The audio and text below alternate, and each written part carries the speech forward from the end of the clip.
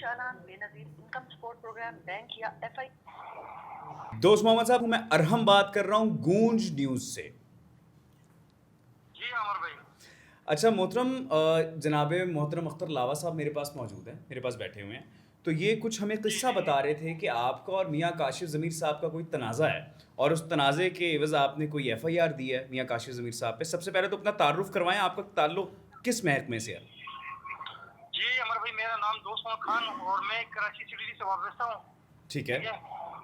और मैंने मियाँ काशिफ ज़मीर के साथ मेरी दोस्ती हुई थी 2 साल कबल सोशल मीडिया पे। ठीक है। ठीक है, टिकटॉक पर। और जब मेरी दोस्ती हुई तो दोस्ती के बाद मैंने काशिफ ज़मीर से कहा मैं कराची में रहता हूँ और मैं अक्सर आपको लाइक भी करता हूँ, आपकी वीडियोस लाइक करता हूँ। ठीक है। और इस तरह अगर आप जब भी कराची आ रहा हूँ तो मुझसे लाजमी कॉन्टेक्ट करना, मैं इंशाल्लाह आपकी खिदमत करना चाहता हूँ। ठीक है। कुछ टाइम बाद काशिफ ज़मीर की मुझे कॉल आती है और कहता है कि मैं लाहौर आया हूँ, सॉरी कराची आया हूँ। ठीक है। और क्या मुलाकात पॉसिबल है? मैंने कहा बिल्कुल पॉसिबल है, आप मेरे मेहमान हैं। मैंने लोकेशन भेजी, काशिफ ज़मीर मेरे पास आए, हमारी मुलाकात हुई, हमारी अच्छी खासी बातचीत हुई। तो बातों बातों में उसने मुझसे पूछा आप क्या करते हो? मैंने कहा यार मैं सरकारी मुलाजिम हूँ और सीटीडी में होता हूँ। सीटीडी में मुझसे होता है। कहने ठीक लगे है। क्या सैलरी कमा रहे हो? मैंने कहा बस अल्हम्दुलिल्लाह अच्छा गुजर हो जाता है। मतलब अमर भाई, फिर कुछ टाइम गुजरा, फिर हमारी रास्ता हुआ व्हाट्सएप पे। फिर इसने मुझे कहा कि यार आपका क्या इरादा बना? मैंने कहा यार मेरा इरादा है पेमेंट किस तरह देनी है, क्या करनी है।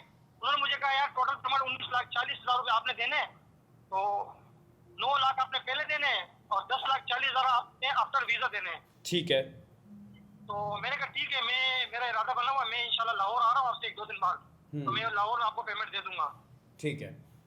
ये बेजमीर इंसान फिर मुझसे रब्ता करता, बोले आप जितना जल्दी हो सके लाहौर आ जाए। और 2 क्लाइंट्स बैठे हुए, तीसरा मतलब काम आपका लगा हुआ है ना। ठीक है। तो मैं 9 लाख रुपए अपने अकाउंट में लेकर लाहौर आया हूँ। मैंने इनसे रब्ता किया है।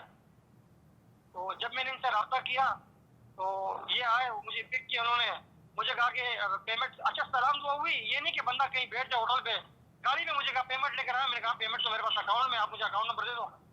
तो उन्होंने कहा यार मेरे पास तो अकाउंट नहीं है। मैंने कहा फिर आप मुझे छोटी की तरह चेक दे दो, कोई कुछ तो सबूत दे दो मुझे आप। उन्होंने कहा यार मैं आपके मुस्तकबिल के लिए इतना अच्छा सोच रहा हूँ बाहर जाने के लिए।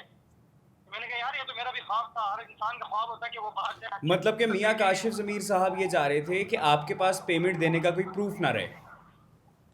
जी बिल्कुल बिल्कुल। फिर मैंने इसको गाड़ी में बैठे बैठे वहाँ एक मेरे पास अकाउंट में थे, यहाँ एक शॉप बनी भी थी फिरदौस मार्केट पर।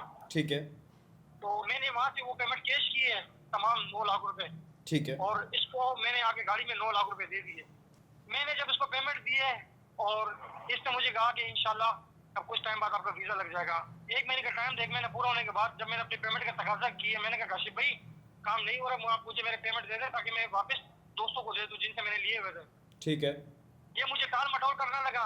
इसी अवस्था में दूसरा महीना गुजर गया, दूसरा महीना होने लगा, फिर हमारी तल्ख कलामी हुई। मैंने कहा काशिफ भाई मेरे पास तमाम रिकॉर्डिंग थे आपकी, ठीक है, मैं सोशल मीडिया पे चला जाऊंगा, आपके खिलाफ आवाज बुलंद करूंगा अपने हक के लिए। इन्होंने मुझे इतनी गंदा गलीज किस्म की गालियां दी है। वो गालियों को रिकॉर्डिंग में मेरे पास पड़ी है, मैं आपको भेज दूंगा, आप अपनी ऑडियोज को भी सुनाना।